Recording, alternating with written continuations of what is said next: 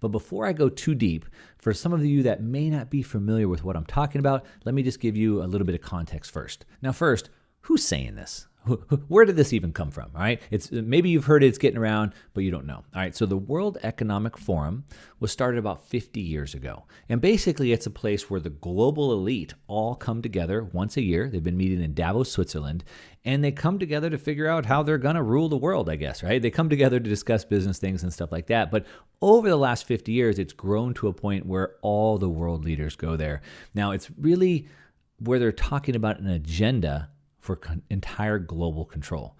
Now, instead of like having free markets, free countries, free people, free markets that move, instead of having individual choice, it's where the whole world can be centrally planned, centrally controlled. Their top values are state intervention and collectivism, instead of individual liberty and private property. As a matter of fact, they want individual liberty and private property to disappear. At least that's per the WEF, which is, again, the World Economic Forum. Now, this is not some conspiracy. I encourage every single one of you to go to their website, World Economic Forum's website, and read all of this for yourself.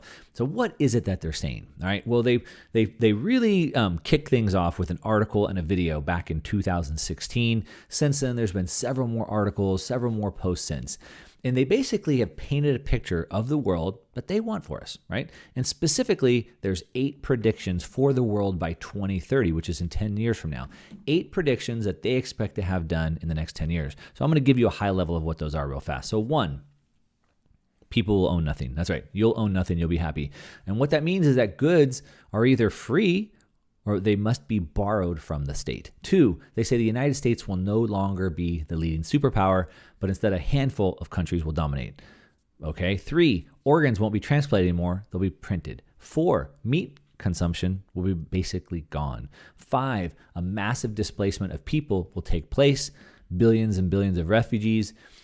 They want to limit the emission of carbon dioxide. They want to put a global price on carbon.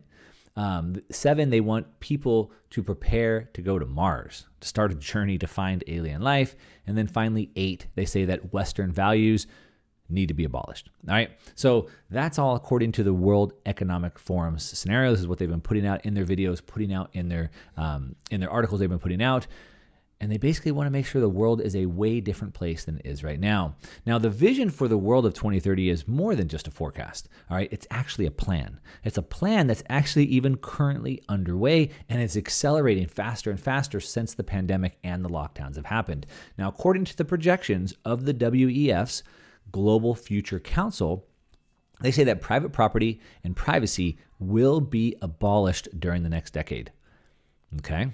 I don't know how you feel about that, but abolished, that means got rid of. Now, their plans and goals for 2030 would even go way further than what the communist dreams.